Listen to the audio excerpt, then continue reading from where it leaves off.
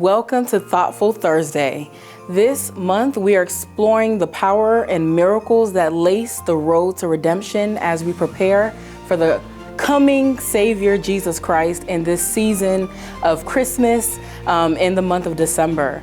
So when I was in college, I came across the tradition of Advent. If no one knows what that word means, it means arrival or coming.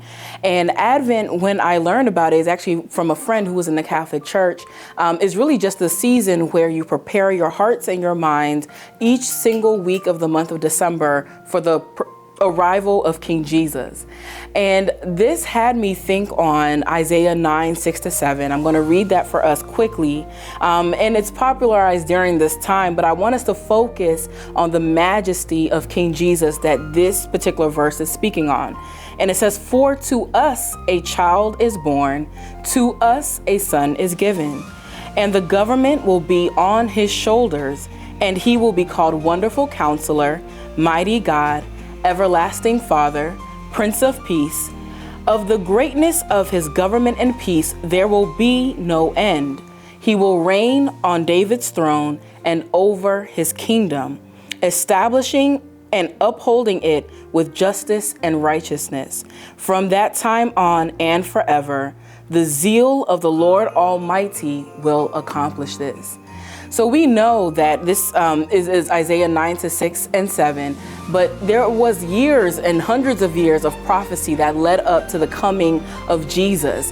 When we fast forward to Matthew chapter 2, we actually know a pivotal or profound story of the wise men, or the Bible calls them magi. They saw the star and they went to King Herod and said, "Hey, we've seen the star of the King of the Jews. It's risen and we've come to bow down and worship him." Of course, this made King Herod startled, but if we focus on the wise men in this particular account, I think it's rather amazing or profound that we have wise men who, in every sense of the word, were secular, but they found themselves in a place where they came down to worship the mighty King. So in this season of Advent, as we are preparing for the coming or the arrival of Jesus Christ, as we are learning this month about the road to redemption, I ask all of us to just really reflect on what it means for Jesus to come as a king. As Jesus, it was prophesied for many, many years prior to that. But even so, the earth itself spoke by way of a star that the king had come onto the scene. And so it behooves every one of us in this season to think about what our lives look like in this time and moment for us to recognize the kingship and the majesty of our coming Savior.